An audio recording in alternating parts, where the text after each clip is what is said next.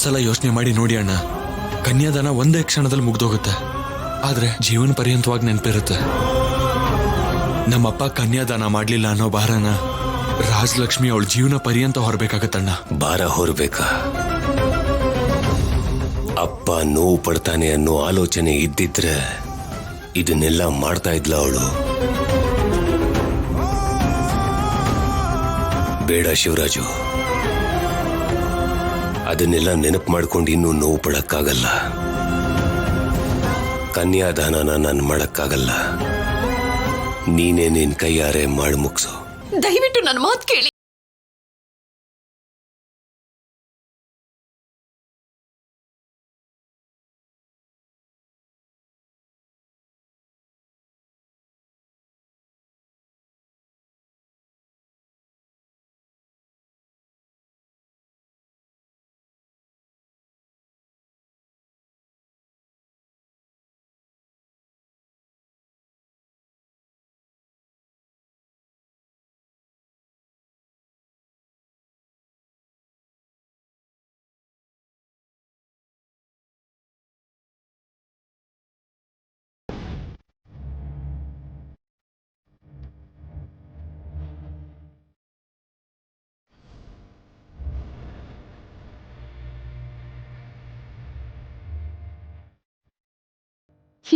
ಎಂಥ ಮಗಳೇ ನೀನು!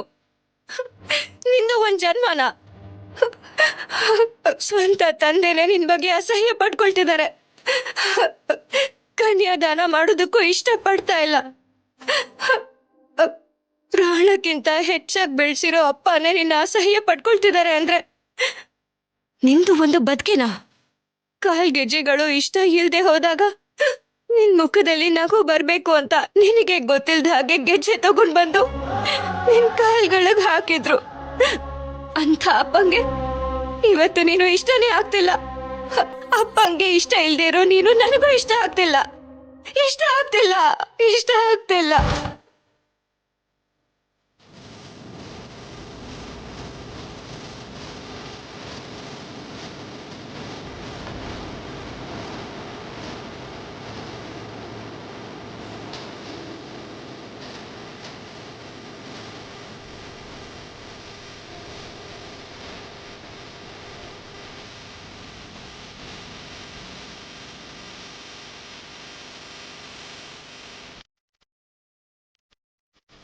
ಈ ಕೈಗಳಿಂದ ಕನ್ಯಾದಾನ ಹೇಗ್ ಮಾಡುವಂತೀಯ?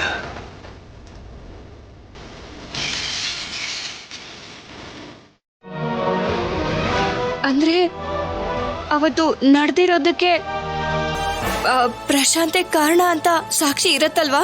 ಖಂಡಿತ ಇರುತ್ತೆ. ನಾನು ಇವಾಗ್ಲೇ ಬರ್ತೀನಿ ಸರ್, ಇವಾಗ್ಲೇ ಬರ್ತೀನಿ. ಸರಿ ಅಮ್ಮ, ಅಪ್ಪಂಗೆ ಆ ಪ್ರಶಾಂತ್ ಎಂತವನು ಅಂತ ತೋರ್ಸೋದಕ್ಕೆ ಸಾಕ್ಷಿ ಸಿಕ್ಕಿದೆ ಅಂತ ಕೋಚ್ ಸರ್ ಹೇಳ್ತಿದಾರಮ್ಮ. ನಾನು ಹೋಗಿ ಆ ಸಾಕ್ಷಿ ತಗೊಂಡ್ ಬರ್ತೀನಿ. ಅಪ್ಪಂಗೆ ಪ್ರಶಾಂತ್ ಎಂತವನು ಅಂತ ಗೊತ್ತಾಗೋ ಹೋಗಿ ನಾನು ಮಾಡ್ತೀನಿ. ನಡೆದಿರೋದ್ರಲ್ಲಿ ಶೌರ್ಯ ಸರ್ ತಪ್ಪೇನೂ ಇಲ್ಲ ಅಂತ ನಿರೂಪಿಸ್ತೀನಿ ಅಮ್ಮ, ನಿರೂಪಿಸ್ತೀನಿ. ಅಮ್ಮ, ನಾನು ಹೋಗಿ ಬರ್ತೀನಿ.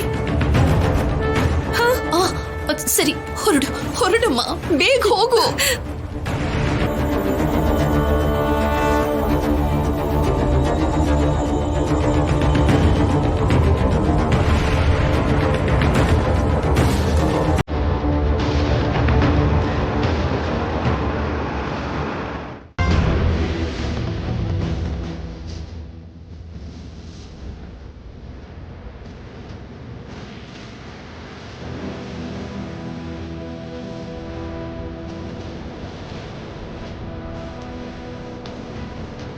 ನೋಡಿದ್ರ ಎಂತ ಒಳ್ಳೆ ಶಕುನ ಅಂತ.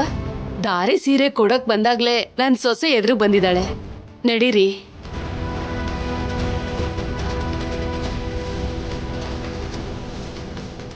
ಬಾಮ್ಮ, ಒಳಗಡೆ ಹೋಗೋಣ.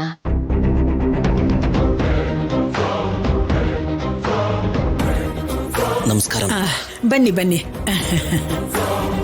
ಜಾನಕಿ, ಪ್ರಶಾಂತ್ ಅವ್ರ ಅಪ್ಪ ಅಮ್ಮ ಬಂದಿದ್ದಾರೆ.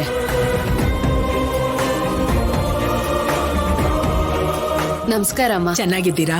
ಚೆನ್ನಾಗಿದ್ದೀವಿ. ನಮಸ್ಕಾರ. ನಮಸ್ತೆ.